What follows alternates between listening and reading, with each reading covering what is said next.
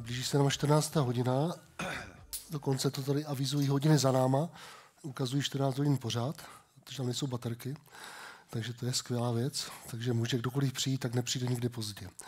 Takže já vás všechny tady vítám, kteří jste se dneska tady dostavili. Jmenuji se Radomír Jadomek, jsem vedoucí techniky Rentalia, což je divize firmy IS Produkce, a vítám tady u sebe svého, doufám, přítele, můžu říct si, Petra Konráda, největší hvězdu světla. Jestli znáte cokoliv, co se týká světových filmů, tak to je Petr Konrád. Když se řekne slovo gaffer, máme tady, bylo to avizováno už několikrát, co je to vlastně gaffer. Petře, jak bys charakterizoval slovo gaffer pro návštěvníky, kteří neví, co je to gaffer? Já než ti na tu otázku odpovím, tak udělám tady takový malý trik a trošku nás posvítím, aby nás bylo taky vidět. Slovo gaffer je anglické slovo, který je převzatý v podstatě z jiného anglického slova, který znamená předák. A předák v podstatě, co všichni víme, to je člověk, který má pod sebou spoustu lidí, kterým říká, co má, jak mají dělat, tak aby výsledek té práce byl odpovídající tomu, co si ten předák představuje. U nás ekvivalent k tomuhle výrazu je vrchní osvětlovač, i když v dobách minulého režimu a začátkem 90. let se to trošku zprofanovalo, protože ten vrchní osvětlovač úplně nedělal tu práci toho gaffera. Gaffer má na starosti spoustu věcí, je za hromadu z nich zodpovědný a komunikuje s architektem, s kameramanem, s režisérem, dohromady spolu vytvářejí celý ten film. Gaffer je zodpovědný za tu část, která se jmenuje osvětlení filmu a dává dohromady veškerý technikály, ale samozřejmě současně s těmi tvůrci dává dohromady i to, jakým způsobem ten film ve výsledku bude světelně vypadat a jak to světlo bude moct tomu filmu pomoct v tom vyprávění příběhu. Na to navážu. V čem je pro film gaffer klíčový pro film? Kdybys to řekl běžnému divákovi. Pro ten snímek jako samotný, pro ten výsledek, co divák vidí, tak vlastně to všechno, co tam vidí a co je osvícený, tak za to může ten gaffer, ale současně my gaffři a kameramani dohromady si přejeme, aby vlastně divák to neviděl, že se to stalo. Aby divák měl pocit, že to je přirozený, že to prostě je. Takže v případě, že my odvedeme svoji práci správně, tak si toho divák vlastně vůbec nevšimne. A to je cíl, který máme. Jak ses k filmu dostal a všeobecně ke světlům? Jaká byla tvá cesta? Ta cesta byla určitě zajímavá. Bylo v ní spousta náhod a šťastných setkání. Já jsem se asi v 17 letech ocitl, což bylo v roce 1990, tak jsem se ocitl v Pražském divadle na Lávce, kde jsem prostě scháněl jakoukoliv brigádu a dostalo se mi možnosti tam pracovat jako uvaděč. Ale nebyl to takový uvaděč, co vás uvádí, kde si máte sednout, ale uváděl jsem tu hru. V dobovém kostýmu ze 17. století. Ve 3 jazycích jsem se to musel naučit, ty asi 2 věty. A po nějaké době se stalo, že osvětlovač, který to divadlo tu hru svítil, tak dostal nějaký... Mám takový pocit, že to byl zánět slepýho střeva a prostě nepřišel. Podvezli ho do nemocnice. A já vždycky, když jsem skončil to uvádění, tak jsem si šel sednout k tomu osvětlovači a tam jsem koukal, co dělá. A koukal jsem samozřejmě na tu hru. No a takže principál divadla řekl, hele, podívej se, tak ty, když tam takhle sedíš, ty už asi víš, co on tam dělá, no tak dneska to budeš svítit ty. No a tím to celý začalo. A pak jsem se skrz tohle divadlo dostal do Černého divadla Imaginace, kde jsme procestovali, to byly úžasné léta, procestovali jsme v podstatě celou Evropu s tím divadlem. Na chvíli jsem se dostal do divadla ABC, do Kamenného divadla, což byly taky krásné zkušenosti. Bohužel nedalo se z toho úplně vyžít, z těch peněz, co to divadlo nabízelo těm osvětlovačům. A jelikož jsem úplně nechtěl skončit jako některý kulisáci, kteří v podstatě v tom divadle žili, bydleli, což bylo v té době a v době, jak jsme byli mladí, určitě fajn, ale perspektiva to žádná velká nebyla, jak jsem se začal pohlížet po něčem jiným. A shodou okolností jsem se prostě dostal k filmu. A na to navážeme, v podstatě dostaneme se k tomu, hlavní osobou nebo druhou hlavní osobou je kameraman. Jak probíhá tvoje spolupráce s kameramanem? Je to spíše technická nebo tvůrčí, je to spíše tvůrčí dialog, když začínáme pracovat na filmu? No, celý to začíná tím, že každý dostaneme scénář a ten si přečtem. Bez znalosti scénáře nemá vůbec smysl, aby se člověk zabýval prací Geffra. A už ve chvíli, kdy ten scénář čtu, tak se začínám dostávat do toho děje, čtu ho několikrát. Prvně si ho přečtu, abych vůbec znal příběh. Pak si ho přečtu, začínám si v hlavě srovnávat různý prostředí toho příběhu. A pokouším se navodit si sám sobě atmosféry světelný, který by odpovídaly tomu toku toho příběhu. A tím si navodím vlastně svoji představu, jak by ten film mohl být svícený. Pan kameraman dělá to samý. Není na to taky sám, protože to stejný dělá pan režisér. To stejný dělá i pan architekt, který potřebuje najít ať už lokace nebo postavit studia tak, aby odpovídali.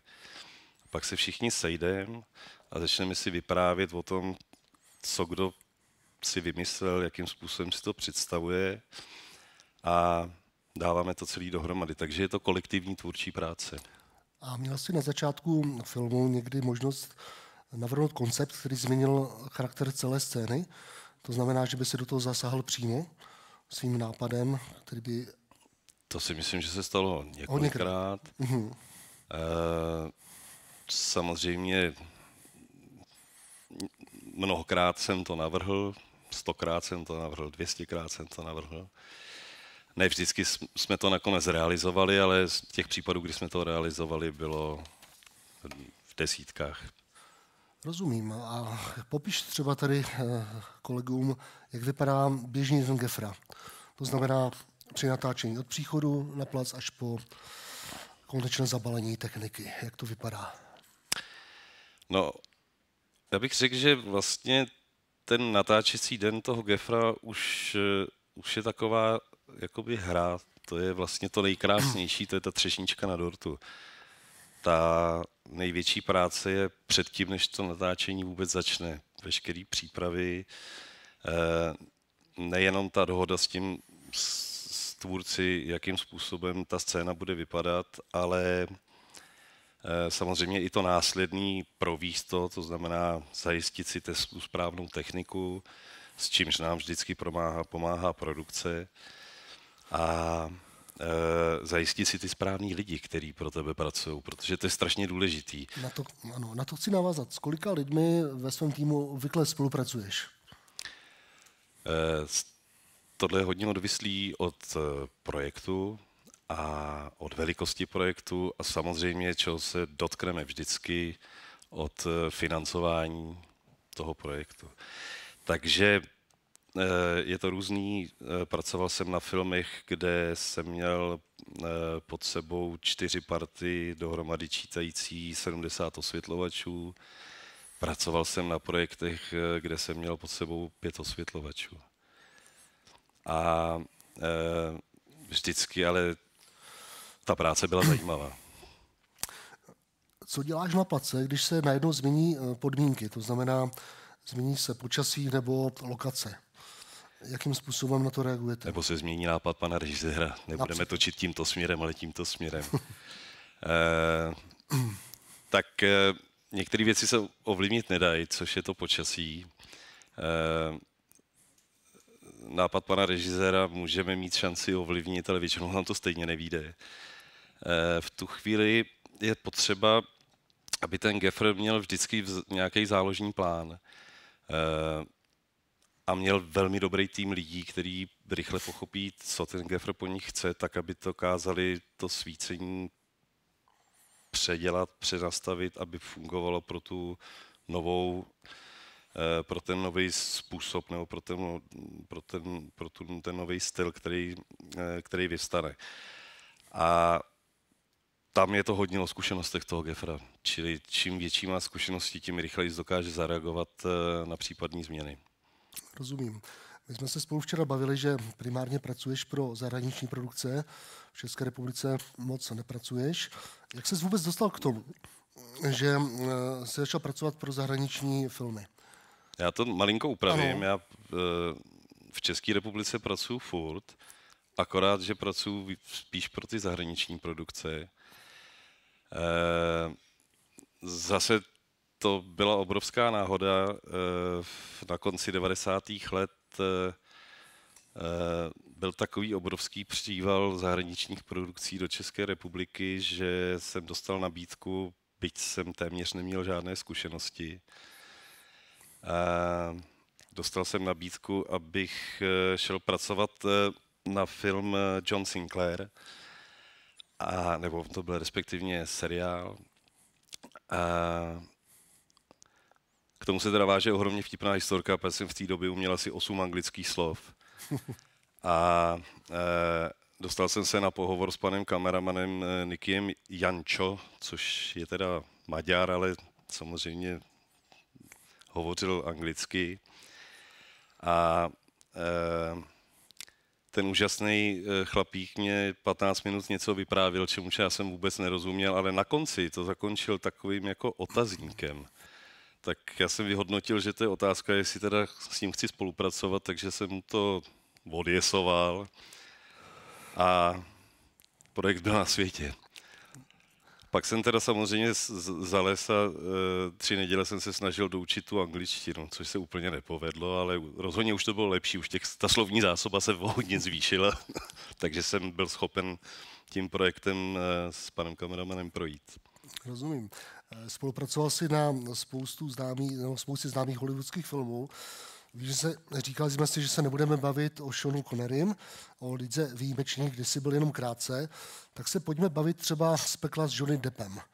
Atmosféra, hororový příběh, atmosféra světla. Jak to probíhalo? Točili jste v Británii, byli jste v Anglii? No, točili jsme, v Británii jsme byli taky. Ano. Nicméně z těch, jestli si dobře vzpomínám, přibližně asi 50 natáčecích dnů jsme v Británii natočili jedno odpoledne. Je to úplný závěr filmu. Všechno ostatní se točilo v České republice. Točilo se to ve vesnici blízko Prahy, točilo se to ve vesnici, která se jmenuje Ořech, a tam na Zelený louce nám postavili kus Londýna ze dřeva. Bylo to asi 5 ulic, bylo to velmi rozlehlý a vlastně v téhletý dekoraci jsme točili veškerý exteriéry nočního Londýna, což samo sebou nese, to všichni víme, v Londýně prší a prší a prší, aspoň my všichni, kdo tam málo jezdíme, jsme přesvědčení, že to tak je. A ty tvůrci to chtěli do toho filmu přenést, takže jsme strávili na Ořechu 6 neděl, 6 týdnů natáčením nočních obrazů a všechno v umělém dešti. Všechno to bylo v létě, takže my jsme si říkali, tak dobrý, tak je léto, sice bude pršet, ale když je léto, tak bude teplo. Nevím, co to bylo za léto, bylo to v rok teda 2000, když tak si to můžete někde dohledat, jestli to jde. Okolo 3 ráno byly třeba 4 stupně nad nulou. Takže my jsme chodili nabalený v péřovkách, pláštěnkách, no všechno, co jsme dokázali doma najít, tak jsme na sobě měli. ale musím říct, že to bylo jedno z nejkrásnějších natáčení, který jsem kdy v životě zažil z několika důvodů. Ten, který už byl na začátku, tak byl ten, že ten štáb, který se tam sešel, jak ten český, tak ten zahraniční, tak si dohromady ohromně sednul. A stali se z nás obrovský kamarádi a už při tom natáčení to prostě bylo krásný, ta spolupráce byla úžasná, plynulo to samo a hladce. Johnny Depp byl úžasný, do dneška si telefonujeme, prostě opravdu kámoš, chodili jsme s ním pařit k němu do apartmánu a úžasná legrace. Předpokládám, že se rozumíte jako muzikanti, je to kytarista. On je kytarista poněkud víc profesionálnějšího ražení než já, ale druhá věc byla, že ten film, když viděl světlo světa, tak to byl film, o kterém se mluvilo, takže ještě navíc ta třešnička na dortu byla ta, že jsme pracovali na projektu, který nakonec měl docela slušný úspěch před 25 lety. Ten čas letí. No a co Matt Damon a Agent bez minulosti? Pražské scény. Taky velmi zajímavý projekt.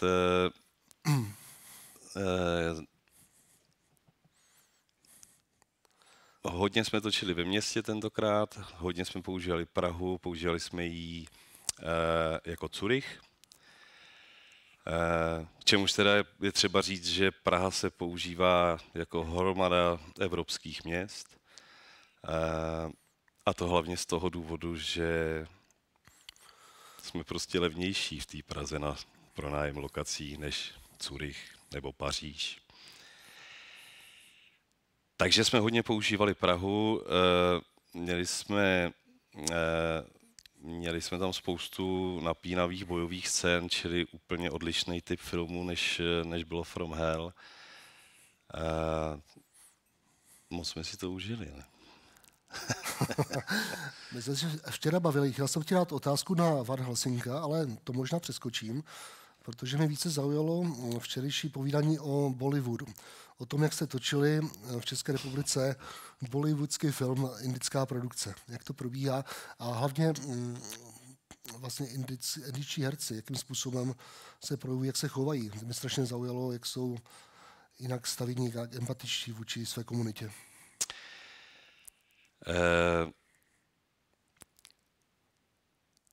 To byla velmi zajímavá zkušenost. Přiletělo k nám 250 indických spolupracovníků z filmového biznisu a tady vlastně v České republice pro ně pracovali dvě party. Jedna parta byla produkční parta, jedna parta byla osvětlovací parta. Jinak si přivezli úplně všechno, včetně kamer, včetně materiálu, čili filmové suroviny. A přivezli sebou neuvěřitelnou solidaritu.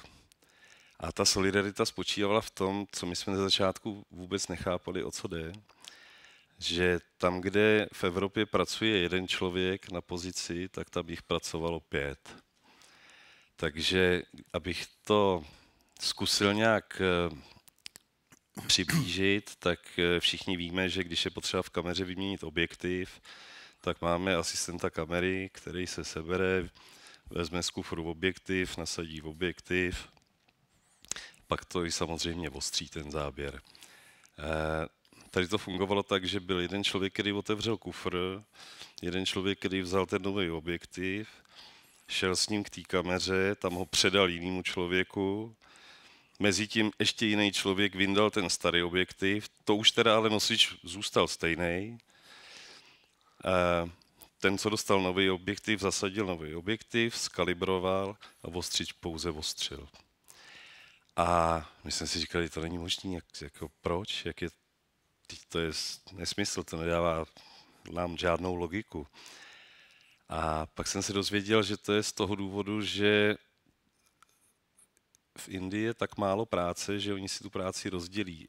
Ale samozřejmě, že si nerozdělí jenom tu práci, oni si rozdělí i ten honorář za tu práci.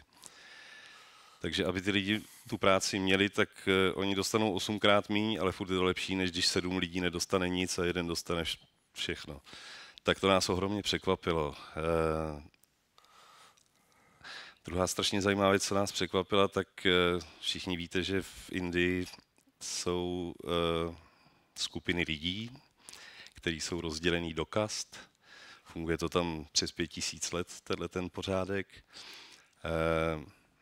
Je to trošičku, asi tady bychom to označili za trošičku rasově motivovaný chování, ale čím tmavší je Ind, tím v nižší kastě je a čím světlejší je, tak v tím je vyšší kastě. Samozřejmě za ty stovky a tisíce let se to vyprofilovalo tak, že ti, kteří jsou ve vyšších kastách, mají lepší vzdělání, ti, co jsou v nižších kastách, nižší vzdělání a tudíž se tak jako tudíž se nemíchají ani nemůžou, pač to mají zakázaný, takže z nižší kasty si chlapík nemůže vzít dcerenku z vyšší kasty. A my jsme očekávali, že od Indů uslyšíme nějakou rebelii, že ty z nižších kast budou nadávat na ty z vyšších kast a že tam budou vznikat prostě nějaký střety minimálně verbální, kde třeba nám to budou chtít nějak vysvětlovat. A oni byli tak zajetí, že se tak chovali, ale oni se k sobě chovali hrozně mile. Ti z těch vyšších kast k těm nižším kastám se chovali mile. Furt prostě spolupracovali a fungovali spolu, přestože to takhle měli rozdělený. To určitě asi není nic, nevypadá mi to proto, že bych měl pocit, že bychom se tady měli rozdělit do kast, ale zajímavý na tom pro nás bylo to, že všichni ty lidi se k sobě chovali mile, přestože vlastně měli obrovskou překážku mezi sebou díky té historickému rozkastování. No a jaký je podle tebe největší rozdíl mezi tím, jak se pracuje u nás a v zahraničí? No,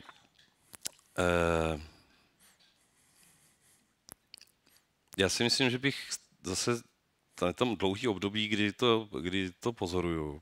A řekl bych, že když já jsem začínal na konci 90. let a začátek roku let 2000 až 2010, 2008, tak my jsme uměli být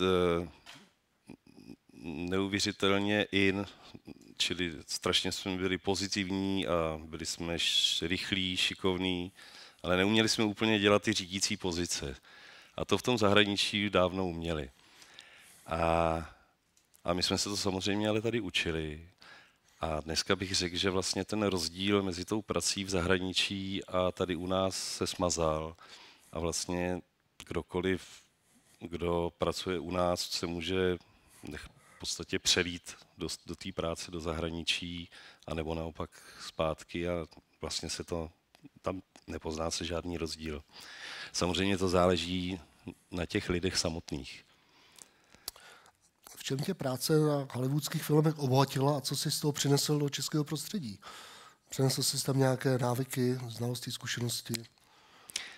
Myslím si, že asi ta nejdůležitější a nejzásadnější věc, kterou jsem tam našel a o který jsem tady vlastně na začátku mluvil, když jsem říkal, že na začátku 90. let vlastně ten gaffer nebo ten vrchní osvětlovač nedělal tu práci toho gaffera,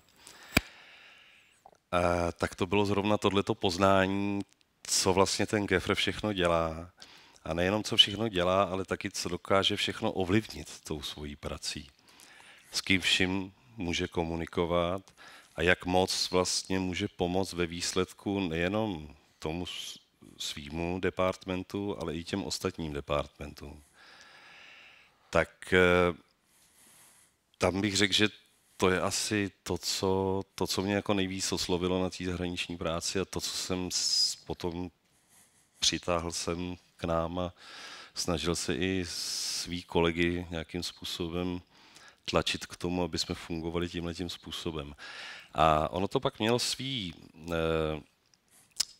výhody, protože ze začátku sem k nám jezdili třeba angličtí gaffři nebo američtí gaffři a postupem času, kdy my jsme si osvojili vlastně ten způsob práce toho gaffra, tak ti kameramani sem už začali přijíždět bez těch gaffrů a začali využívat naše služby, což samozřejmě zase pomohlo té produkci toho filmu finančně, protože nemuseli platit ty cizí gefry tady a ještě nás.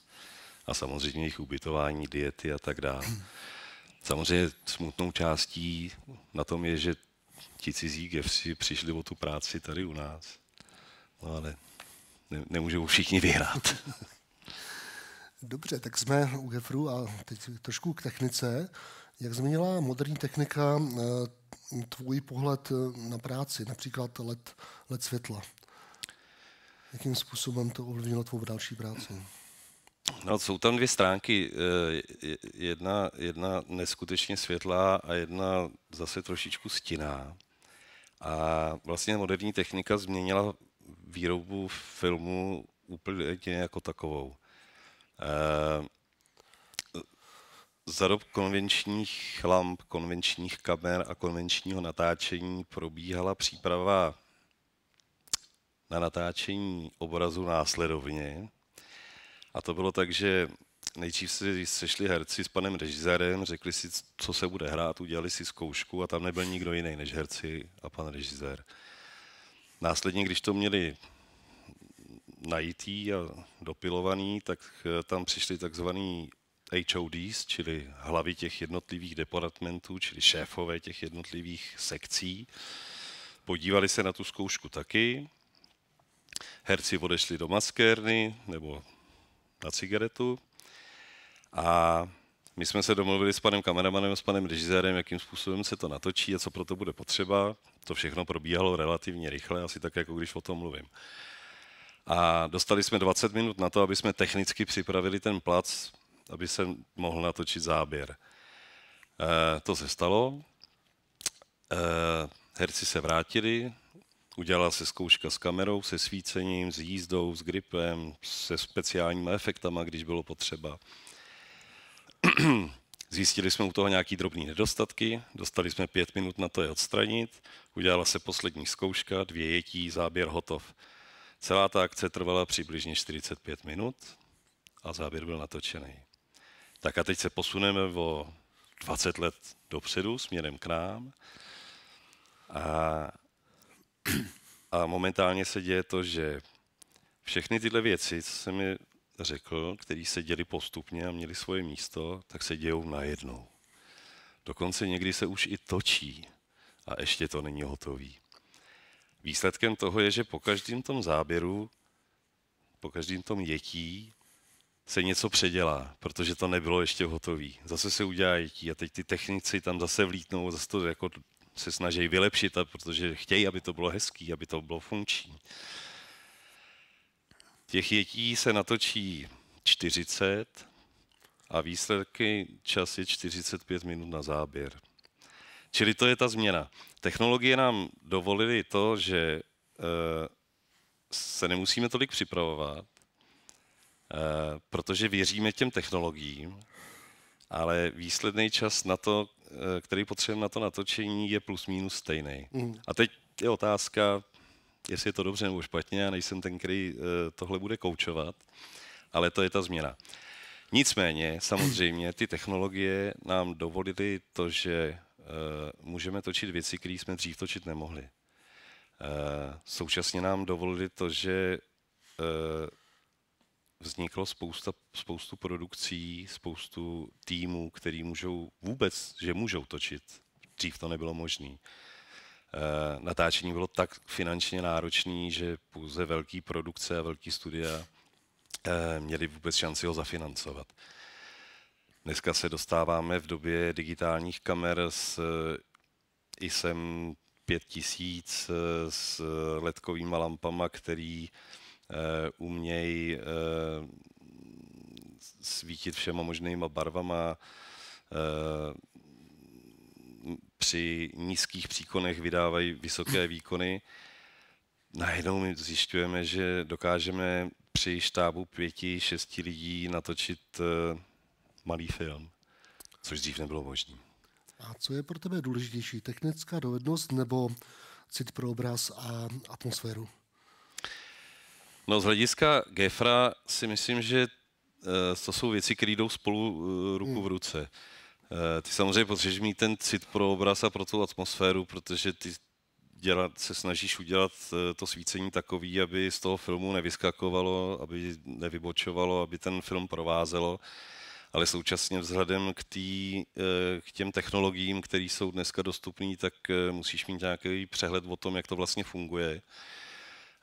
Asi ne úplně každý gaffer musí do detailů vědět úplně přesně, jak to funguje, může si na to případně najmout nějaký lidi, ale furt si myslím, že musí jako znát ty základní technologie a proč to tak je. No. Takže já si myslím, že tohle je důležitý obojí. Včera jsme se večer bavili o těch mladých, o tom předávání těch zkušeností, tak co bys doporučil mladým lidem, kteří chtějí být gafři? To znamená, kde mají začít, co se naučit? Já si myslím, že tohle obecně platí pro jakýhokoliv filmaře. Je jedno, jestli chce být osvětlovač, potažmo někdy gaffer, nebo jestli chce být rekvizitář, nebo jestli chce být kameraman. Musíš začít prostě chodit na filmový plác. A můžeš tam třeba zrovna vařit kafe na začátku. Ale tohle všechno jsou zkušenosti, které jako potřebuješ. Takže gafferům bych doporučil určitě jít na plac jako osvětlovač, začít od píky, nosit kabely, nosit lampy, naučit se, jak se ty lampy ovládají a u toho pozoruješ, co se děje okolo tebe. To ti dá hromadu zkušeností a pak, když máš tu touhu, tak se můžeš začít ucházet o post gaffera. Je dnes jednodušší proniknout do zahraničních produkcí, nebo než to bylo dřív, je to otevřenější? Jak to hodnotíš? To je taková dost, nevím, jestli se na to dá takhle jednoduše odpovědět, ale myslím si, že pro začínající gaffery je to o něco složitější, než to bylo dřív. A asi to nejvíc bude tím, že naše filmová obec se za posledních 30 let neskutečně rozrostla, což je samozřejmě super, to je dobře. Ale nicméně těch zahraničních projektů tak trošku ubylo. A pak samozřejmě u filmu všichni víme, u filmu je to hodně o tom být ve správný čas, na správném místě a někoho znát. A ty zahraniční projekty se stále vracejí do stejných českých produkcí a dělají stejní český producenti, protože už zase znají ty zahraniční producenty. No a tyhle ty producenti zase znají ten štáb, který už znají. Takže pro mladý kluky si myslím, že to je docela těžký, ale my se strašně snažíme je tam dostat, protože my, jak já s oblibou říkám, my už tady dlouho nebudeme. My teda jako doufáme, že fyzicky tady ještě dlouho budeme, ale na tom place nám to jednou skončí. A strašně moc si přejeme, aby tady byla generace gafferů, který přijdou po nás a který tu štafetu budou moct vzít za nás. A samozřejmě takový gaffer se nezrodí za týden, to trvá léta, skoro bych řekl i 5 až 10 let. Takže my na tom usilovně pracujeme, snažíme se přesvědčit producenty, aby dávali mladým klukům šanci, aby prostě mohli začínat na nějakých menších projektech a aby si osvojili tu zahraniční produkci. Děláš to taky? Vychováváš si své následovníky? Máš to nějak podobně? V podstatě se o to snažím už 8 let. Ano. A nějaká úspěšnost tam je, no. Co tě na téhle práci pořád baví a drží tě to nad vodou, že to chceš neustále dělat? Hlavní motto. Hlavní motto je každý den se naučím něco nového. A to se za těch skoro 30 let fakt děje. A to je jak vlastně ten motor, proč to dělám. Protože každý den přijdu na plac a přestože bych si mohl říct, že už jsem toho viděl a zažil a udělal tolik, takže už vím všechno. Ale nevím, protože film to je, ono se to asi v češtině nedá říct, film to je living animal, to prostě furt žije, takže každý den se to chová jinak. Takže každý den tam přijdeš a každý den prostě vidíš něco jiného, naučíš se něco jiného, někdo ti předá nějakou zkušenost, anebo ty někomu předáš nějakou zkušenost. A o tom to podle mě je, no. Máš nějaký profesní vzor? inspiraci? Kdo tě nejvíce ovlivnil ve tvé kariéře? No, my jsme se toho trošičku dotkli. Ano. Vlastně, když jsme se bavili o tom, co bylo jiný dřív na těch zahraničních projektech nebo produkcích, a to byly ty cizí, nebo ty zahraniční gefři, který tu práci tenkrát dělali jinak. A takže já jsem tenkrát potkal gefra, který jsem přijel. Natáčeli jsme tady kousek projektu, který se jmenoval G.I. Joe. A pan Geffer se jmenoval Andy Ryan a tam jsem vlastně jako poprvé viděl tu neuvěřitelnou symbiózu mezi ním a těma všema ostatníma vedoucíma těch departmentů. A navíc jsem tam ještě viděl něco, co jsem tady do té doby nezažil. A to bylo to, že ta produkce opravdu jako jim pomáhala. Nebylo to jako, že oni přišli a řekli, hele, my potřebujeme jeřáb, a ten produkční se zlomil v pase, spadnul na zem a řekl, no to jsme se úplně zbláznili, na to nemáme peníze. Oni vedli, samozřejmě, že ty peníze taky občas neměli, ale vedli konstruktivní debatu, kudy z toho ven, kde případně teda omezit ten tok peněz tak, aby ho mohli dostat na ten jeřáb, tak tamhle se něco škrtne jinýho, nebo se to zmenší a tady bude velký jeřáb, když je to teda opravdu potřeba. Takže jo, Andy Ryan to byl můj vzor na dlouhou dobu. Rozumím. A jaký typ projektů tě nejvíce naplňuje? To znamená drama, akce, nebo je to artový film? Na čem nejraději pracuješ? No, ze zkušenosti jsem zatím přišel na to, že vlastně úplně nejzajímavější pro mě profesně je horor. A ještě jako nejlepší je to, když je to nezávislý film, to znamená, že ho nefinancuje nějaký studio, Ano. Protože v tu chvíli najednou jako si tam můžeš v podstatě dělat, co chceš a můžeš se vyřádit a nikdo nepřijde a neřekne, hele, tuhle scénu budeme muset přetočit, protože prostě tady tomu hercovi není vidět tolik do obličeje, jak my bychom si přáli. Takže já jsem si strašně užil natáčení 3 hororů, Hostel 1, Hostel 2 a Psych 9. A ono to teda vyšlo, že to nějak zrovna mi to vyšlo za sebou, tyhle 3 filmy, a moc jsem si to užil, protože jsme si tam s oběma kameramanama, kteří se toho účastnili, teda každý samozřejmě jinýho, tak jsme si tam prostě opravdu vyřádili. Viděl jsem 1 i 2. Zeptám se nejprve. 1 nebyla úplně z hlediska reálí dobře zpracovaná, protože americký tým tam špatně pracoval, Slovensko versus Česká republika, měli tam na nádražích prostě špatné značky, ale to je druhá věc. Atmosférou to bylo perfektní. A 2 byla samozřejmě, zeptám se, byl to člen ve Spojených státech? Ne, 2 se točila tady. Vypadalo to naprosto já se jenom malinko vrátím k té 1 a tady k té drobné více, kterou rád přijímám. Ten první díl byl strašně zajímavý v tom, že ten film měl rozpočet $4 miliony. Vstoupím do toho. Vím, že tam byl producent nebo koproducent Quentin Tarantino. Byl. Ano. Byl. Nicméně, aby jsme si tohle ujasnili, jak to vlastně chodí, tak když se koproducentem stane takovýhle velký jméno, tak to neznamená, že by do toho dával nějaký peníze, on tam dává do toho ten zvuk toho svého jména. Což se asi pravděpodobně nakonec vyplatilo.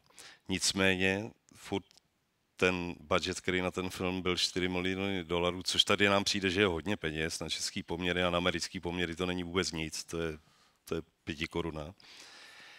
A samozřejmě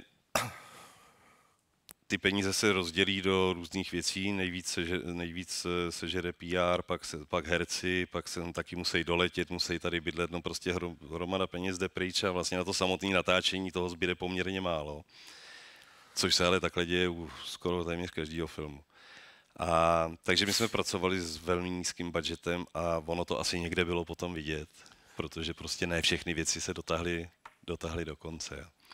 Nicméně, když ten film šel do kin, tak v té době do kin šel ten stejný víkend v Americe šel do kin nově dokončený nebo další remake King Konga.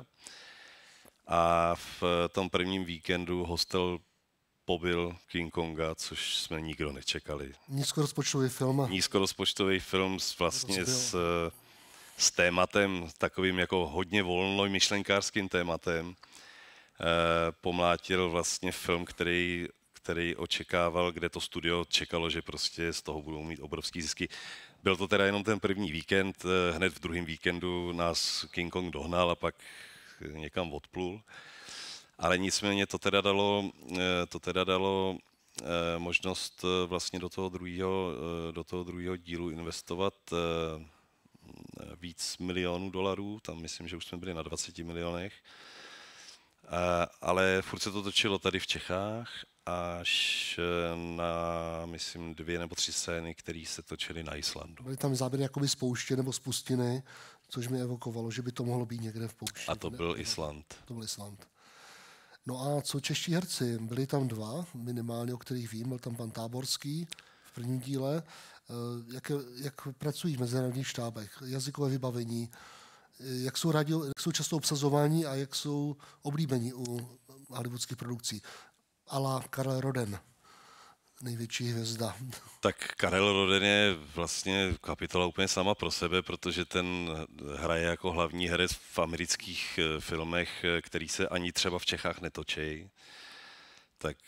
Takže toho bych vlastně z téhle skupiny asi těch epizodních českých herců nebo epizodních herců v amerických filmech úplně vyňal. Nicméně český herci jsou oblíbený, potkali jsme jich, vlastně se potkávali teda vlastně skoro furt ty stejný, abych pravdu řekl ty jména, co si jmenoval. Jazykový vybavení mají dobrý, fungujou, pracujou.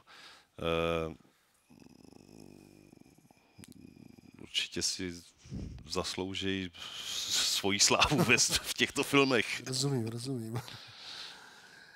No a film, pojďme, budeme se potom ještě věnovat nějaké fotografické části. Možná poslední otázka, film, na který nejraději vzpomínáš, na kterém jsi pracoval. Vím, že jste se bavili o letopisech z Narnie, který tě asi hodně bavil. Zkusíš o tom něco povědět? No to asi můžeme, ale to bych se asi pustil už do... Můžeme si dát pustit do té vizualizační části, tak já si myslím, že to asi všichni znáte, ne? Narnie, princ Caspian. Pardon.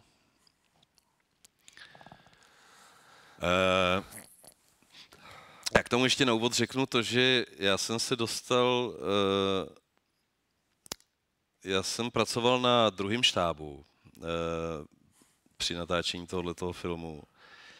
A myslím si, že to byla moje druhá zkušenost práce na druhém štábu. A vlastně jsem na začátku chtěl pracovat na prvním štábu a pak to z nějakých důvodů nevyšlo. A já jsem se ucházel o práci na druhý štáb a dostal jsem ji. A byl jsem nakonec strašně šťastný, že jsem jí dostal ten druhý štáb, že jsem nebyl na tom prvním, protože první štáb sice točil s hercema, hlavníma, ale vlastně netočili vůbec ty klíčové scény, kde se světelně dalo vyřádit. A to my jsme měli. Takže tohleto na Barrandově na pozemku vznikla dekorace, která měla, jestli tak dobře pamatuju, asi tak 200 x 150 metrů, což bylo nádvoří tady toho hradu. Tady máme na snímku uprostřed vlevo pana režiséra a vpravo pana kameramana, což je český kameraman Milan Chadima. Takhle tam vypadalo noční svícení. Vzadu vidíme nějaký blue screen, aby jsme neměli průhled pravděpodobně na ateliér. A tohle byla technika, která se k tomu nočnímu svícení používala. A vidíme samozřejmě jenom výřez z jedné strany, ty jeřáby stály všude kolem dokola. Jak funguje komunikace? Samozřejmě předpokládám, že jeřáby nevlastníš, byť máš velkou firmu. Jak funguje komunikace s firmami, které zabezpečují natáčení tohoto charakteru? Máte už před nějaké dohody, nebo je to spontánní, vybíráte si podle toho? No, není to spontánní, my si tu techniku vybíráme podle toho, co od ní potřebujeme. Samozřejmě zase se vracíme trošku k té práci toho gefra. Každý gefr musí vědět o tom, jaký jeřáby, jaký plošiny existují, co unesou, jaký mají stranový dosah a musí se vyznat v té technologii vlastně těch jeřábů a plošin. No. Čili tohle celé vzniká tak, že ještě dávno předtím, než ta dekorace stojí, tak už je namalovaná a my už s panem kameramanem přemýšlíme, jaký budeme svítit.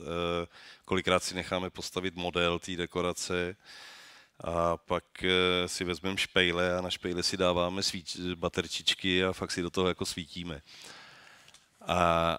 A samozřejmě z toho usuzujeme, jak asi vysoký jeřáb budeme potřebovat a ty jeřáby se musí objednávat strašně dopředu. Jsou to stavební jeřáby. Jeřáb je něco jako letadlo. Všichni víme, že letadlo nemůže zůstat stát na zemi. To musí furt lítat, protože je tak drahý, že když nelítá, tak se nezaplatí. Jeřáby to je něco podobného. Takže ty jsou i mrvére vytížený, čili jeřáby musíme objednávat dopředu, stejně tak plošiny, čili tohle vzniká hodně dopředu. Máte konkrétní firmu, která s váma spolupracuje? V České republice? Máme a nemáme. Těch firm je tady relativně málo na ty jeřáby. V podstatě je to Švestka a APB Plzeň. A takže tady jako si nevybíráš, tady prostě jdeš do toho, kdo zrovna tu techniku má, kterou potřebuješ. Rozumím. Tak pojďme dál, přejdeme na další obrázek. Tak tady jsme se v podstatě v tom hradu. Co tady na té fotce už začíná být zajímavý, je to, že všude okolo vidíme blue screeny, takže jsme jako furt ta dekorace ještě není kompletní celý hrad. A v pozadí už vidíme kaskadéry, který nás tam provázeli skoro celý natáčení. Si všimněte si, že kaskadéři jsou od pasu dolů v zeleným. Ještě stojí asi půl metru nad zemí na takových speciálních chůdách.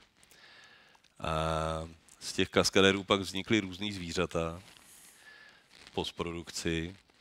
A tyhle ty pružný chůdy měly proto, aby v podstatě dokázali naznačit ty zvířecí pohyby. A druhý důvod byl proto, aby byli dostatečně rychlí. A oni, když se na tom letom rozběhli, tak si myslím, že jako autem je dohnat třeba nešlo.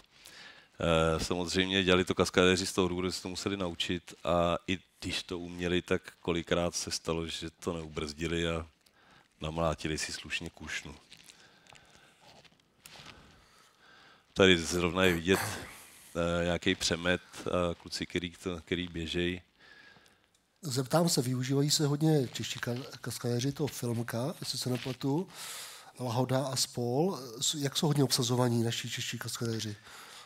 Čeští kaskadéři jsou ve světě, patří k absolutní jedničce. Už v podstatě už někdy od 60. let minulého století. A furt se na té špičce držej. A hromada zahraničních kaskadérů se snaží s tím přiblížit. A ještě furt jim to nejde. Byl jsi někdy přítomen osobně u nějakého českého majstrštyku kaskaderského, který se točil? Nejsem si úplně vědomý toho, jestli jsem byl přítomen u něčeho, co bylo jako opravdu top, ale byl jsem přítomný u hromady různých kaskaderských, ať už to bylo skoku, klasický český skok do krabic papírových, z vysokých věží, ze skal a podobně. Další specialita našich kaskadéřů je hoření, tak u toho jsem byl mockrát. Je vidět, jak ty kluci jsou vytrénovaný, jak mají okolo sebe ty koordinátory, jak vědí přesně, kdy zapálit, přesně kdy hasit. Vlastně to, co je nejúžasnější na českých kaskadérech a to, co ve světě, čím jsou nejvíc cenění, je to, že nemají téměř žádná zranění při svých výkonech. Prostě umí tu práci udělat tak precizně a přestože je nebezpečná, tak ji umí udělat tak dobře, že se u toho nezranějí. Obrovský rozdíl byl a teď já nevím, jestli si vzpomenu na název toho projektu, protože na něm dělala moje žena. Asi nevzpomenu, nicméně tam měli kaskadéry čínský a tam to se tady točili jak na běžícím páse, jo. Takže to bylo prostě 3krát denně zlomená noha, tak ten jel zpátky. Někteří odjížděli teda v krabicích zpátky. Nebo... Odjížděli, no tak to úplně ne, ale prostě vůbec tam jim to bylo úplně jedno, jestli se ten člověk zraní nebo nezraní. Takže to je ten obrovský, teď jsem vzal jako úplně dva extrémy, jo.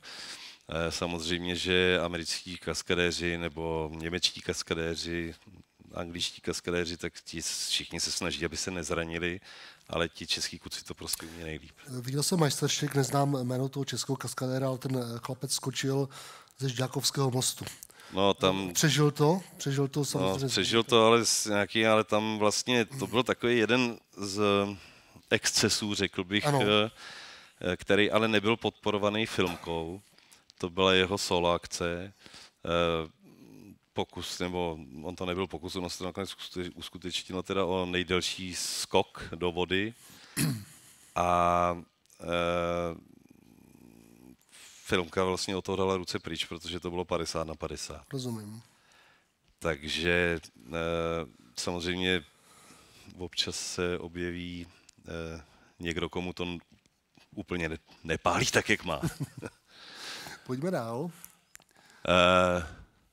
Tady jenom to je vlastně to, co jsme se tam dělo, takže tady máme oblečenýho Minotaura, který od pasu dolů už potom vlastně vznikne v počítačové podobě. Tak, tady začíná být něco zajímavého, co se týče svícení. My jsme byli postavení před situaci, kdy v tom filmu projíždí kavalérie v jeskyních a zatímco nad nima zase naopak běží kavalérie, která na ně útočí a oni těma jeskyněma utíkají. A jak těch koní tam běží tolik, tak se v podstatě začnou prolamovat stropy. Nebo respektivně stropy té jeskyně. A my jsme byli postavení před situaci, jakým způsobem vlastně udělat interaktivní světlo toho, kdy ten strop se prolomí, že v té jeskyni je tma. Ve chvíli, kdy se prolomí ten strop, tak do ní vnikne denní světlo. Tak s tím jsme si trošičku chvíli hlavu lámali, jak to uděláme. A tohle vlastně je ten efekt, který jsme chtěli, aby vzniknul. A samozřejmě se potřebovalo, aby tam nejdřív nebyl a pak podle toho, jak se to za nima bude prolamovat, tak aby ten efekt na nás přijížděl postupně. A dospěli jsme k závěru, že vyrobíme zrcadla a ty zrcadla, tahle fotka toho moc neříká, kromě toho, že teda vidíme tu jeskyni. A ty zrcadla v podstatě z větší části zalepíme a necháme na nich jenom takový roztodivný čáry, jako když se rozlamuje ta země. Tak jsme si představovali, že by se to mohlo stát. Ty zrcadla vlastně jsou vidět tamhle na zemi. A tady už je vidět, jak to reální zrcadlo, který je vlastně zalepený. A do těch zrcadel druhý už vidíte tamhle nahoře, vlevo, a pod ním je vidět ten efekt, který vytváří. A do těch zrcadel jsme svítili lampama, hajmíčkovýma lampama, čili aby měli barevnou teplotu 5600 Kelvinů, aby dělali vlastně to denní světlo. A vytahali jsme tam těch zrcadel, mám takových pocit asi třeba 20. A aby jsme udělali ten efekt, aby jsme mohli dokázat to, že je tam nejdřív ta filmová tma a pak se to začne otvírat, tak jsme na ty lampy nasadili takzvaný dimmer shutter, což je v podstatě žaluzie, kterou znáte z oken, akorát je plechová. A my jsme tu lampu zavřeli, takže ona svítila do toho plechu a pak, když bylo potřeba, tak přes ovládání dálkový, tak jsme ji otevřeli. A tím jsme vlastně docílili toho příchozího efektu. A tohleto zadání jsme dostali týden před natáčením, nebo týden předtím, když si produkce myslela, že by se to mělo točit. A když jsme přišli s řešením, tak jsme zjistili, že potřebujeme ještě 3 neděle na to, aby jsme vůbec byli schopni to tam namontovat, za jednak sehnat ty zrcadla, sehnat ty lampy, dovízt to sem do České republiky, všechno. Udělat přípravu na to, aby se to tam dalo namontovat. A my jsme ty 3 neděle dostali, takže my jsme posunuli natáčení kvůli svícení o 3 neděle. Tady teda mám pocit, že dokonce je na fotce i moje maličkost, jak tahá. Ale on je to hodně černý, tak těžko říct. Tady je vidět, jak se ty zrcadla usazují nahoře. A tohle vlastně je pak ten výsledný efekt. A tohle je ta louka nad tím, jakože v realitě, samozřejmě tam jsme byli v ateliéru. A tohle to jsou ty útočníci, který jsme točili na té louce. Musím říct, že pro svícení to bylo super, pač já jsem tam seděl 2 týdny v křesle a koukal jsem se s klíčkem na mraky a když svítilo sluníčko, tak jsme mohli točit a když bylo pod mrakem, tak jsme nemohli točit a to byla moje práce. Taky jsem tam neměl teda moc osvětlovačů, ale nicméně bylo to strašně zajímavé tady vidět ta hromada těch koní, co tam byla. Mimochodem, druhý štáb na Narnii čítal 900 lidí. Ty jsi mi říkal tenkrát, jak si vás pozval režisér na kobereček, jak to probíhalo? Zkus to naznačit, jak probíhá režisér. No, ono to vlastně nakonec dávalo hrozný smysl. Představte si, že máte 900 lidí a teď je jako musíte nějakým způsobem uřídit. A sice to samozřejmě funguje ta struktura jako všude, v každé jiné firmě. Máte jednoho velícího, pak jich je, ten velí několika, teď zase volí své a takhle to prostě celý jede dolů. Nicméně pan režisér po, teď nevím, 3 týdnech natáčení tady na těch loukách si nechal postavit pódium, svolal si těch 900 lidí, všechny, nechal si tam dát takovýhle nějaký reprobedny, mikrofon a všecky nás, ale strašně seřval. Strašně. A jsme nikdy nevěděli proč, nebo jsme nevěděli za co. On prostě na nás jenom křičel. A to bylo celý, už to nikdy nezopakoval. No a já jsem se ho potom, když ten film celý skončil, tak mě to strašně zajímalo, takže jsme měli dotočnou a na té dotočný, když jsem se posílil nějakým alkoholem, tak jsem říkal, hele, jako všechno to bylo super, celý ten film úžasný, ale řekni mi. Jo, a ona se řvala od té doby, zase na nás zase usmíval. A já jsem říkal, řekni mi, to mi vysvětlí, jako proč, jako co to bylo, jako tohleto. On říkal, no to je jednoduchý, prostě jednou za nějakou dobu se ta horda musí seřvat, aby dělala to, co má. A ono mu to ale fakt fungovalo. Takže takhle to bylo. No. Tady si můžete všimnout, že vzadu zase vidíte jeřáb, ale to není na svícení, ještě na něm je kus modrýho hadru, aby se pak dal vymazat. A těch jeřábů jsme tam měli, nebo těch tam bylo, tady zrovna nejsou. Tady to byl, myslím, hlavní bad guy, hlavní zloduch. Tak, tady už těch jeřábů je vidět víc. A tady uprostřed vidíte, že tam tak jako něco levituje ve vzduchu. To něco je kamera. Ty jeřáby tam byly 4, byly 300 metrů od sebe a ta kamera visela na kabelech mezi těma jeřábama. Byl to v té době největší 3D, který vůbec existoval, který byl sestrojený. U toho bylo asi 20 programátorů přímo na place, ty měli tadyhle vlevo, což teď tady není vidět na té fotce, tak tam měli postavený hangár a tam pracovali a plus někde v Americe bylo dalších 50 programátorů, kteří s tím manipulovali a dodělávali ten program. A dneska bychom to natočili dronem s jedním pilotem.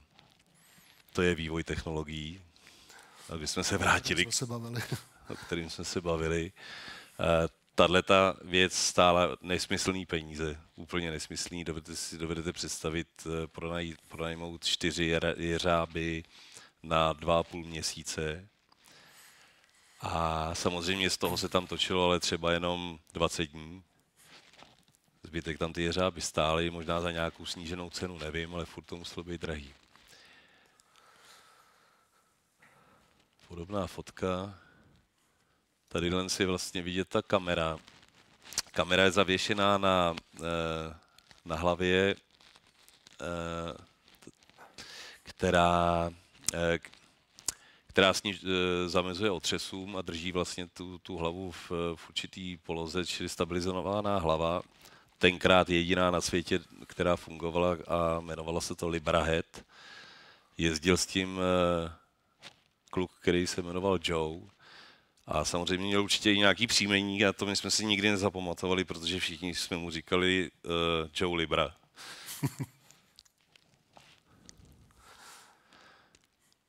A tohle už není... Jo, pardon, já jsem zapomněl říct, že tohle všechno, co jsme tady viděli, tak to se točilo na loukách nad Ústím nad Labem. Takže takhle slavný je Ústí nad Labem. Obletělo celý svět s filmem Narnie. A tohle už Ústí nad Labem není, to poznáme.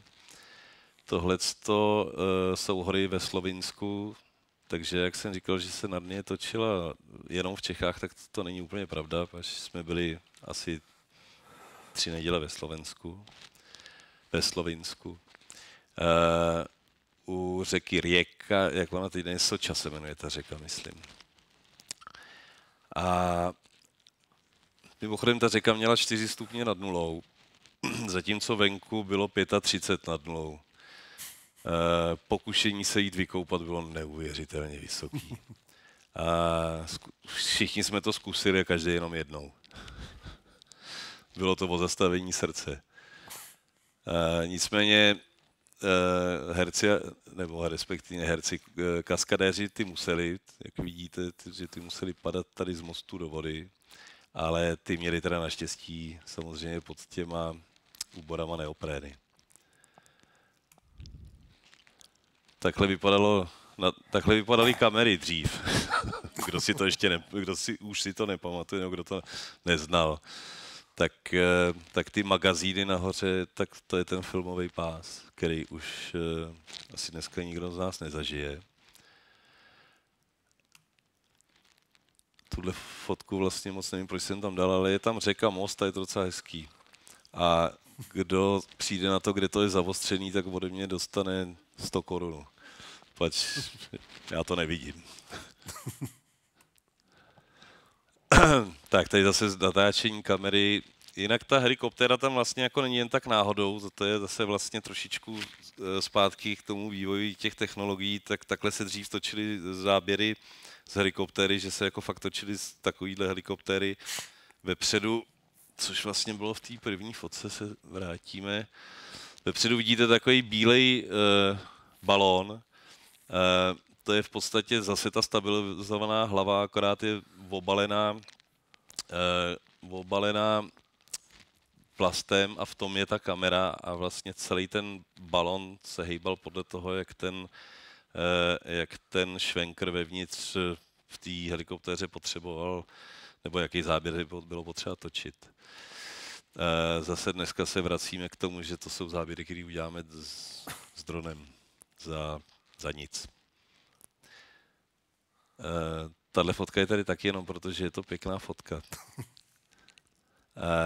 A je kontrastní. Já mám totiž strašně rád kontrastní světlo. To si nakonec ukážeme dneska možná ještě.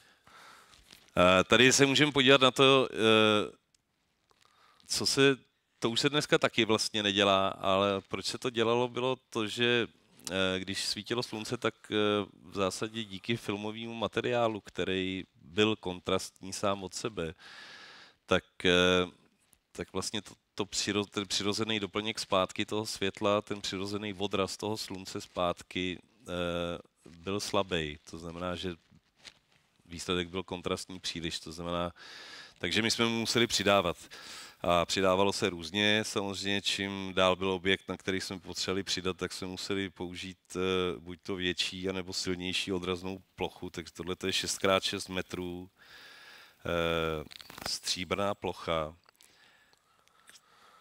Tady pro představu bych chtěl říct, že plachetnice, na který Kolumbus objevil Ameriku, tak měla plachtu 6x6 metrů.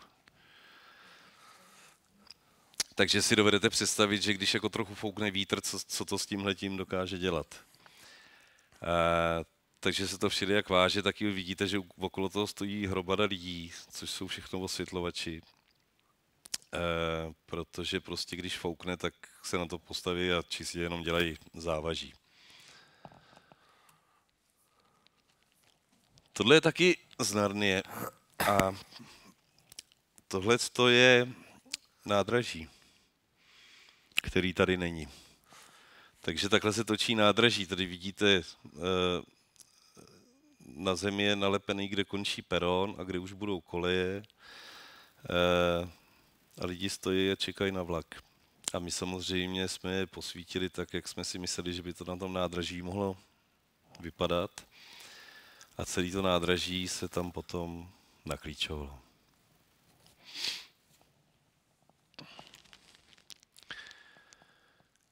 Tahle fotka je tam taky, že je moc krásná. Ještě navíc, to už jste si určitě všimli, já jsem milovník velkých strojů. Takže když se dobře podíváte, vidíte ty stromy, tak najednou tam uvidíte, že jeden strom je na šikmu a to je jeřáb. Ale ten jeřáb tam nicméně není jen tak. Tady zase máme kus jeřábu, ještě nějakou plošinu. Tohle je část filmu, kde jsme potřebovali natočit v lese postavy, nebo respektive rojnici postav, která jde lesem, vystupuje z lesa a pak přebíhá, útočí vlastně na ten hrad, který jsme viděli na začátku, ale který samozřejmě tady není, ten byl úplně někde jinde. A my jsme potřebovali v podstatě udělat světelnou atmosféru měsíce v lese, což jste určitě všichni v lese někdy v noci byli a víte, že tam zase tak jako světlo úplně není. Takže od toho samotného měsíce bychom nic nedostali, takže jsme si vyrobili vlastní měsíc. A ten měsíc jsme pověsili nad ten les a pak jsme samozřejmě ještě těma dalšíma plošinama svítili do toho lesa, tak aby až ty postavy výjdou ven, tak aby dostali nějaké světlo, protože vyšli z lesa ven, tudíž měsíc svítí víc. Takže takovýhle měsíc jsme tam vyrobili. Tohle je zase jenom fotka, protože je pěkná. A možná, že tamhle ty stany byl catering, tak to je taky možný, že jsem to fotil z toho důvodu, abych věděl, kam se jít najíst. A tady už vidíte, jak to svícení vypadalo v noci. Takže vidět vlastně to světlo, který dopadá ze zhora, z toho jeřábu, z toho našeho měsíce a pak vidíte to ostré světlo, který dopadá z těch plošin, z té louky a vlastně to začíná být jakoby přirozený, takže vy, když půjdete do toho lesa opravdu v noci a půjdete se tam podívat, tak vy tam tohleto najdete, akorát to bude tak slabý, že se to nedá použít pro natáčení.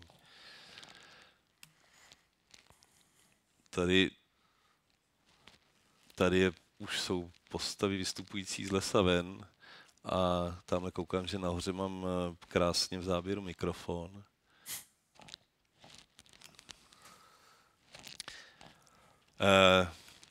Tady jsme měli strašně zajímavou věc, tenhle ten jeřáb.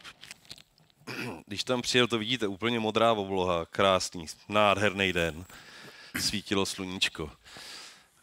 Jsme natočili, myslím, asi dvě jetí této sekvence a začali jsme slyšet, že se jako blíží bouřka.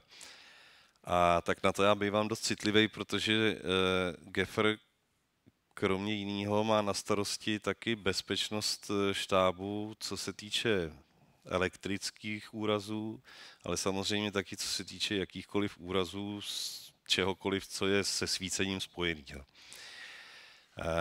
Takže Gaffer má zodpovědnost za to, aby se prostě nic nestalo. No a samozřejmě, když přijde bouřka a máte takhle vystrčený jeřáb nahoru ve volném prostranství, tak je velmi pravděpodobný, že ten blesk ho najde a trefí se do něj. Po dvou větích bylo jasný, že ta bouřka přijde a že bude obrovská. A mně nezbylo nic jiného, než to natáčení zastavit. ve smyslu ho úplně ukončit tu noc. A to je riziko, který na sebe musí gaffer vzít a musí s ním počítat, protože se taky může stát, že vy to natáčení ukončíte a druhý den jste bez práce, protože to, že jsem ukončil to natáčení, tak stálo třeba $3 miliony, protože se to nedotočilo. Nicméně se to nestalo, já jsem ještě druhý den práci měl, protože pan producent pochopil, že to bylo správné rozhodnutí. Přišla neuvěřitelná bouřka. Ta bouřka se nad náma točila. Točila se asi 3 hodiny. A ještě se stalo to, že ten jeřáb se zasek, takže jsme s ním nemohli dolů. Takže já jsem jenom vyhnal všechny odtamtať pryč. Druhý den, když bylo po bouřce, tak jsme šli zkontrolovat škody, zbalili jsme, co se dalo. Nicméně ta louka byla tak prolitá vodou, že ten jeřáb tam zůstal stát měsíc a čekal se, až vyschne louka. Takže takovýhle věci se můžou stát. Úplně přesně nevím, jestli ho produkce musela platit nebo ne. To jsem se o to radši nezajímal. To je asi všechno, co tady mám z Narnie, Radku.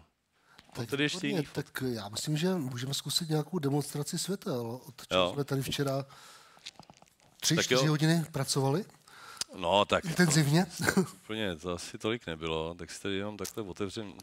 Jo, demonstrace světel znamená, že si to... že si to můžeme připnout na nás. A my se tady s Radkem staneme dobrovolnýma zasvěcovacíma modelama. Aby to nebylo jenom povídání, tak já jsem přivez nějaký lampy.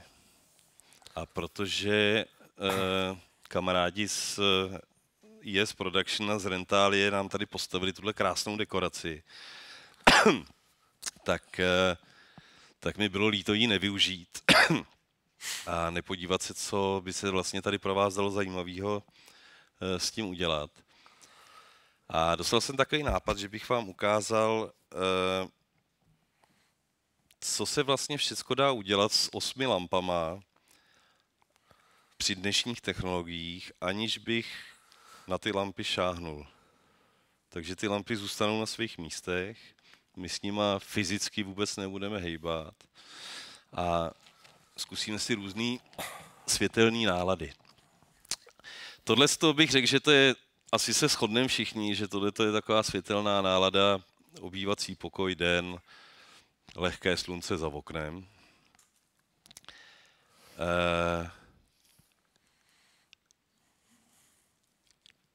A teď se můžeme podívat, máme tam pana zvukaře? No? Teď se můžeme podívat, co jsme si tam připravili dalšího. Tak.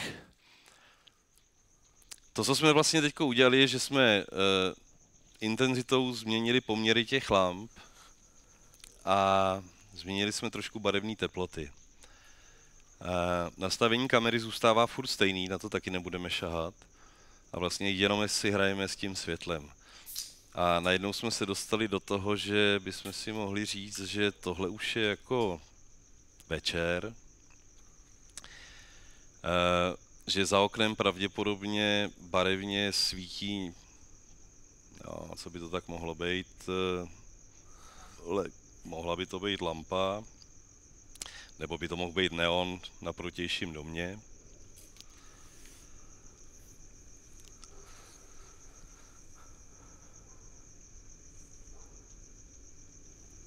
Tak.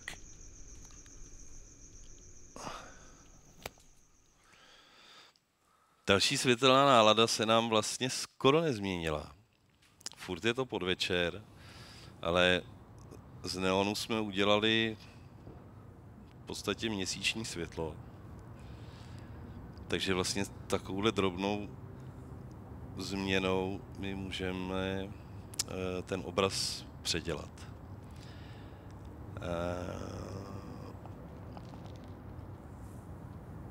Další světelná nálada, kterou jsme si připravili, Myslím, že kolega Tomáš říkal, že to se jmenuje Toskánsko, když to včera viděl. Co je na tom vlastně zajímavé, je to, že my tady pouštíme oknem dovnitř slunce a na nás ale to slunce nesvítí. My si říkáme, že to slunce svítí někam tam na zem a ono se na nás zpátky odráží. Samozřejmě k tomu potřebujeme mít nějaké doplňky, které tady máme. To se pak podíváme, respektive my se můžeme podívat rovnou. Možná. Tak. My tady máme nějaký světlo, který nám svítí kontra a který vlastně odděluje objekty od pozadí, což je vidět. Máme tady nad náma nějaký světlo, který nám dodává jinou barvu, čili jiná barevná teplota, než je ta teplota toho slunce. To je strašně důležitý, protože jinak bychom vlastně si neuvědomovali, že to druhý by mohlo být slunce, ta teplejší barva.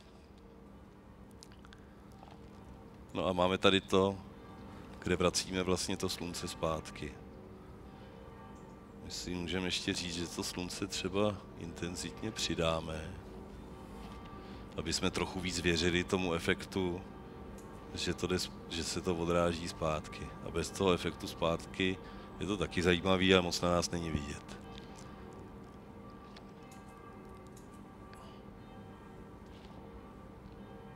Tady ještě strašně zajímavá věc, když to trošku přidáme.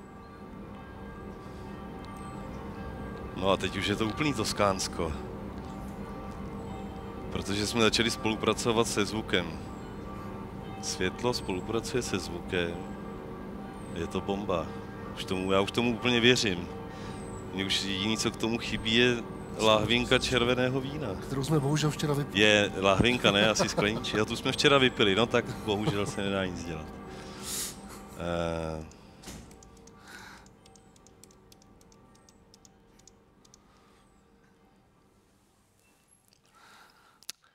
Já už si nepamatuju, co jsme si tam připravili dalšího, takže to bude i pro mě překvapení.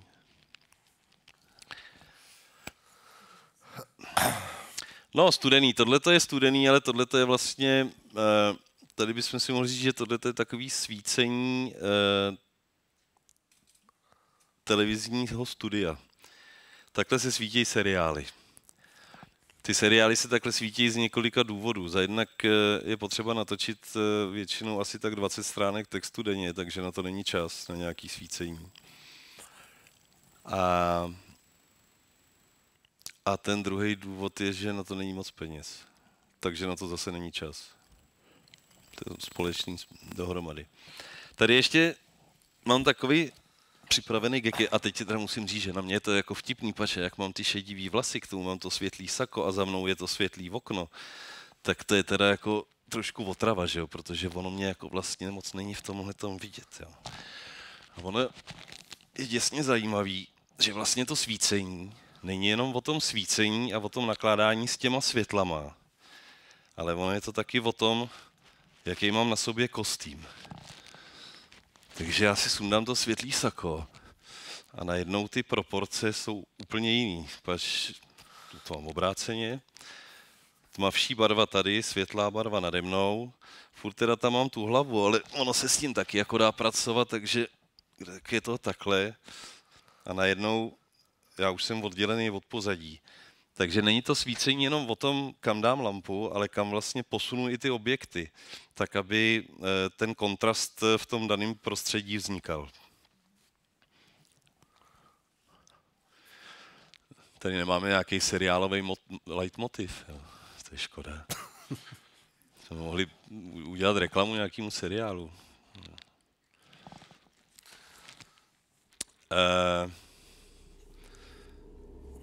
Tady jsme se dostali vlastně jako do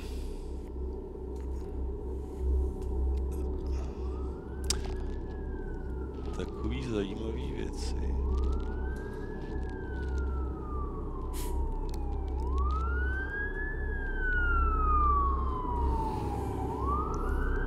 Tak Radko, já myslel, že budeš reagovat, jakože, že řekneš, sakra, kam jsem ty drogy skoval, nebo... My jsme se bavili, že to je vlastně kombinace Belmonda, že Už jsou pryč. policajt nebo rošťák. Tak mohlo by být. Já jsem vlastně původně, ten záměr byl o tom, že pojďme si ukázat, že ty lampy umějí vlastně udělat cokoliv, tak to mělo být takovou barevně avantgardní. A myslím, že už jsme u tohohle pomalu otvírali tu lahvinku včera večer. A pak nás napadlo, že by za oknem projeli ty policajti. A jak jsme to jako takhle udělali, tak tady mistra zvuku napadlo, že k tomu pustí ten zvuk. A ono nás to napadlo spontánně a myslím, že vlastně všichni ostatní, kteří tady byli a kteří věděli, že tohle všechno, co tady vyrábíme, je trik, tak si mysleli, že ty policajti jako fakt jedou. Takže tady zase jako ohromně vidět ta spolupráce toho světla s tím zvukem a samozřejmě i té kamery. Mimochodem tu kameru jsem vlastně přitáhli schválně, abyste to viděli na tom monitoru, protože to je vidět, že to, co vidíte na nás tady v reálu, tak je úplně jiný, než to, co vidíte celou dobu na tom monitoru. To znamená, že ta kamera vlastně to ještě nasnímá a přenese ten obrázek úplně jiným způsobem.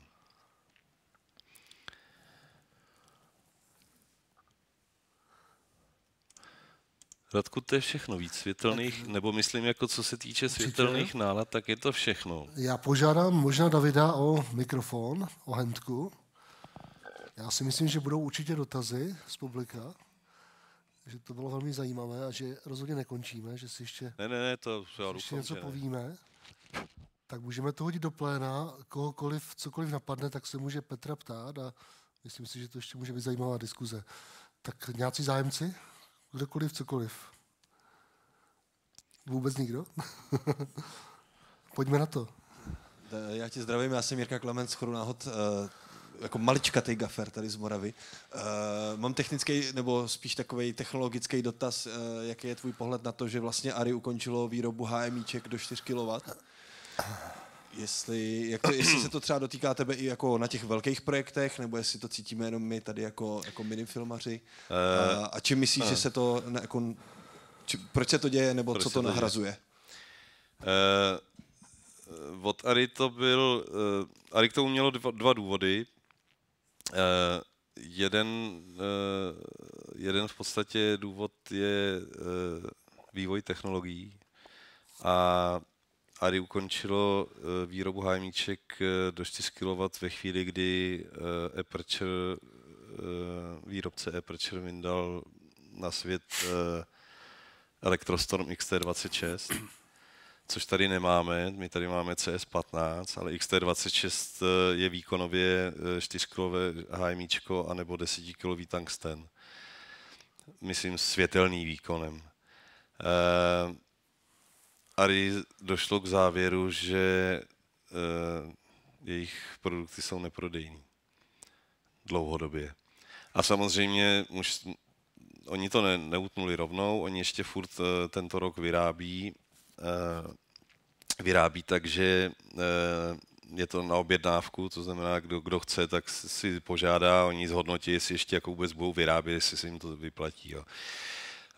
Tady jde čistě o vývoj a prostě ty neudržíš továrnu, aby ti vyráběla produkt, který ho prodáš 10%, než si prodával před 2 rokama. To prostě nejde. Stejně tak zanikly parní lokomotivy.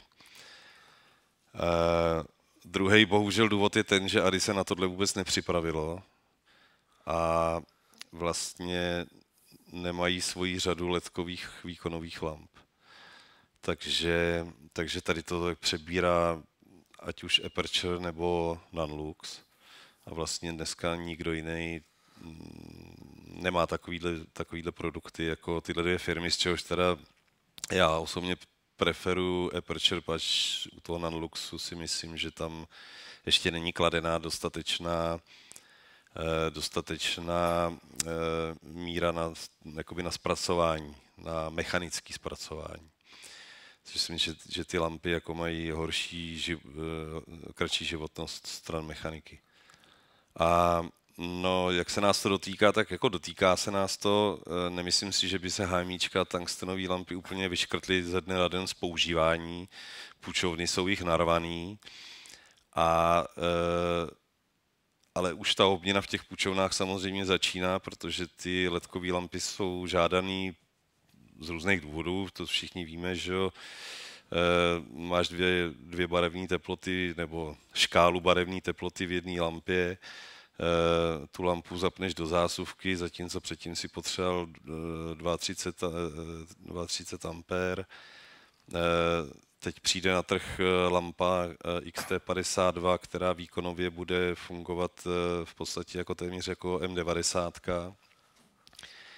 A čímž si myslím, že ARRI zruší i co nevidět výrobu M90. Ta už teda pojede na tu 2.3, to už ze zásuvky nejde, jo, ale furt seš prostě o neuvěřitelný řád níž. Jo. No a to je nezastavitelný tohleto. Takže ta obměna tam je. A teď je samozřejmě jde o to, jak se k tomu ty gevři, nejenom gevři, ale kameramani a vůbec celý ten světelný postaví. A samozřejmě jsou dvě varianty a buď to přijmeš a budeš s tím pracovat, a nebo to nepřijmeš a budeš to bojkotovat a nakonec tě to donutí s tím stejně pracovat. Je to úplně stejný, jako když přišly digitální kamery v roce 2008, tak byla hromada kameramanů, kteří říkali, no to v životě nebude. Nikdy na to nebudu točit, vždycky se bude točit jenom na surovinu. Nikdy nemůže digitální kamera nám dodat takový obraz jako surovina. A v tom mají pravdu, nemůže. Nicméně zjednodušení výroby a zrychlení výroby, čímž pádem zlevnění výroby, dostupnost té výroby pro širší plénum lidí. Ta digitální kamera prostě převálcovala tu surovinu. A furt samozřejmě dneska natočí 20 lidí na světě, který za rok natočí film na surovinu. Takže jo, člověk to může bojkotovat, tak může si říct, fajn, tak já budu točit s konvenčníma zdrojema, který mají určitě svoje výhody. A ledky mají zase svoje výhody a svoje nevýhody.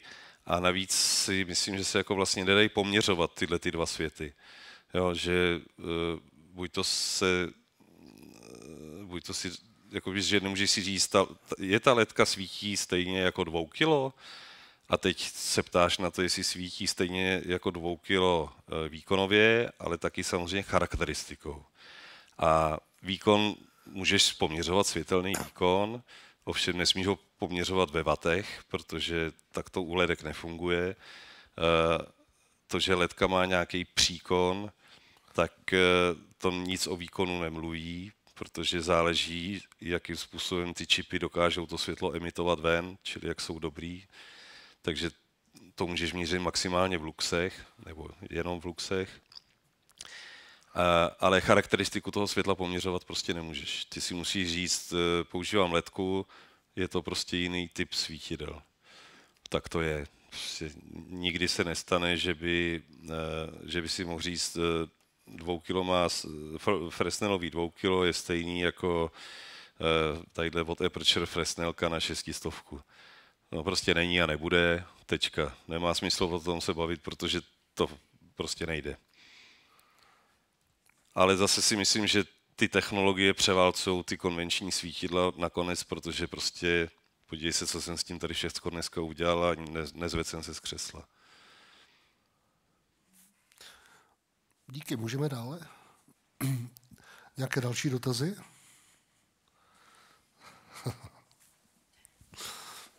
Dobrý večer.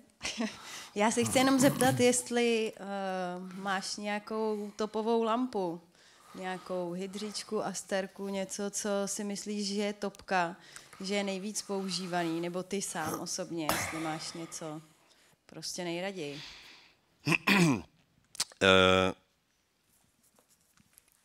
Abych asi v první řadě řekl, že, a to se nezměnilo, to tak bylo vždycky, že vlastně jakoby není možný svítit jedním typem svítidla a už vůbec není možný si říct, že budu svítit jenom výrobkama od ARRI, protože prostě vždycky to bude nějaký mix, protože něco bude lepší na něco a něco bude na něco horší, a takže prostě to namixuješ. A to je vlastně i to, co jsme udělali tady. My těch 8 lamp, který tady máme, tak je to 7 různých výrobců. A teď to, proč si myslím, že jako vlastně úplně není žádná lampa, která je ta ona, tak je to, protože mají jakoby různý využití ty lampy. A to základní využití je v tom se rozhodnout, nebo ne se rozhodnout, ale zjistit si, jaký CRI ty lampy mají, čili jakým způsobem podávají barvy. A jsou vlastně 2 technologie. Ta jedna technologie RGBVV, čili klasický spektrum 3 barev a teplá bílá, studená bílá. A pak je druhá technologie, kde to začíná stejně a místo teplé a studené bílé je přidaný cyan, lime, limetka a ambra. A vlastně najednou přestáváme ten bicolor míchat ze studené teplé a teda ze studené bílé teplé bílé, ale vlastně mícháme ten bicolor z celého spektra. Nebo z téměř celého spektra. A najednou se dostáváme k tomu, že to podání těch barev je podstatně lepší, věrohodnější. A to jsou třeba lampy, které si myslím, že by se měly používat pro svícení postav, čili pro svícení obličejů, čili pro svícení kůže, protože dělají ten správný skin tone. Což je tamhleto, vyniká v tom výrobce Rosco DMG. Všechny jejich výrobky jsou dělané úplně stejně, to znamená stejné čipy v sobě. A třeba já osobně na tohle to používám. Je to jako na svícení obličejů, čili na svícení kůže. Dneska jsme se dostali tak daleko, že když přišel první SkyPanel, což byl teda poloviční, než je tento, a ten je RGBVV, tak jsme to brali jako něco jako neuvěřitelný boom a používali jsme to na svícení obličejů. A určitě to v té době bylo super. A na svícení pozadí jsme používali ty staré tungstenové lampy. A dneska ty staré tungstenové lampy leží v regálech a ty SkyPanely se většinou používají na svícení pozadí. A tyhle ty lampy, které vlastně došly s tou technologií dál, tak se používají na svícení těch placů. Ale zase je to o tom si to jako trošku rozmyslet v té hlavě, co točím a jestli to jako opravdu potřebuji mít takhle super úžasný. Pač jestliže točím projekt, na který se budou mít diváci koukat na telefonu takhle velkým, tak je mi to tak trošku k ničemu, že budu mít úžasný skin tony, protože tam stejně nikdo neuvidí. Takže si myslím, že jako vlastně není, anebo spíš každý gaffer si jako najde tu svoji cestu. Jo. Já jsem si našel tuhletu, protože to jako chci a chci, aby to byla moje vizitka, že dokážu té kameře vlastně dodat co nejvíc informací na tom, co je co nejblíž k té kameře. Tak výborně. Ještě nějaký další dotaz?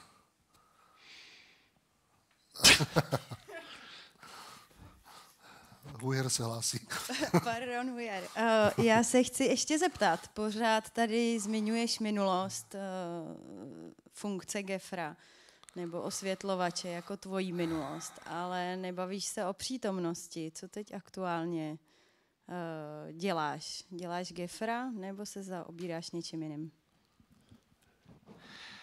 No, to je hodně zajímavá otázka. Já jsem se za posledních pár let dostal k tomu, že se vlastně zaobírám lecčím. Začalo to nabídkou zúčastnit se projektu rozšíření firmy, která ty světla prodává. což byla firma JTK, kterou jsme za těch 8 let různě přetransformovali. Dneska se to jmenuje profilmaři.cz, najdete to všude, všude možně na internetu. A ta firma kromě toho, že se z malý garážové firmy rozrostla na firmu, která má 400 metrů čtverečních skladových prostor asi v 6 metrech, tak je to jediná firma v Čechách, která tohle všechno umí servisovat. Přímo tady v Čechách. A má showroom. Takže se tam jako dá přijít a s těma lampama si tam hrát. To jsem strašně chtěl, protože to se mně jako nikdy nestalo, když já jsem běhal po tom place, tak jsem si jako neměl kam přijít hrát s těma lampama, že to tady nikdo neměl.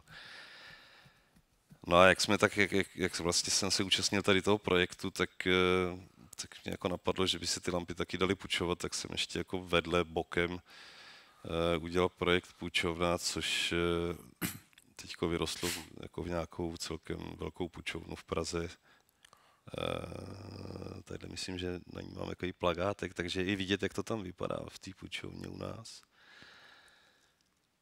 No a tak to jsme nějak budovali pár let a já jsem vlastně na ty placi přestal chodit, protože si to vyžádalo úplně jako komplet moje soustředění. A pak jsem po nějakých letech, asi 6, zjistil, že mi to vlastně tak trochu chybí. Takže jsem tam jako začal chodit a pak jsem zjistil, že to jako nejde dělat všechno dohromady, paž ten den má sakramentsky jenom 24 hodin. Tak se mi povedlo si najít nějaký jako další spolupracovníky tady do těch 2 firm a teď já jako se snažím víc chodit na ten plas, takže zrovna teďka, až zítra odjedem, tak zítra je sobota. Tak v neděli zasvěcuju nějakou reklamu a v pondělí točíme a tak. Takže jsem tam zpátky rád. Tak já doufám, že na podzim se uvidíme opět, že budeš pracovat, děláme nějaký celovečerák, tak manželka se na tom podílí, tak doufám, že tam budete taky. Já doufám, že se u toho určitě potkáme. Že si vás tam vezmeme.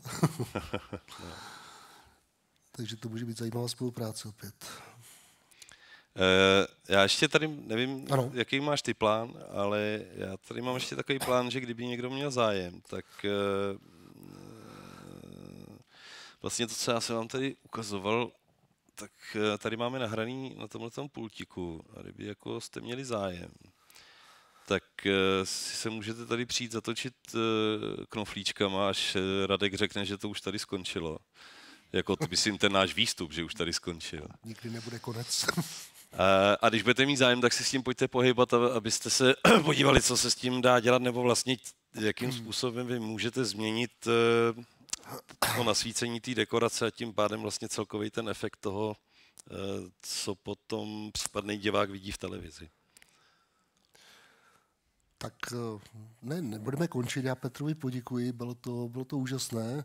Je to obrovská studnice moudrosti, bylo dobré se tě poslouchat ještě dalších několik hodin a myslím si, že by to bylo pořád perfektní, ale bohužel čas kvapí v tom smyslu, že máme nějaké povinnosti, ty i já možná, ale každopádně tady ještě pro vás budeme minimálně do 17 hodin, takže je to pro vás volné na dotazy, na komunikaci a já Petrovi moc poděkuji a doufám, že naše spolupráce bude dále pokračovat, že se nevidíme naposled. Děkuji. Já děkuji za pozvání a jsem si úplně jistý, že spolupráce bude pokračovat. Jinak, když se chcete na cokoliv, přijďte se podívat, pojďme, nemusíme už to dělat dál formální. Můžeme se dát do hloučku a povídat si, o čem budeme chtít, když mě tady už prosím tak pěkně vypneš. Každopádně děkujeme za vaši návštěvu a byli jste skvělí. Děkuji.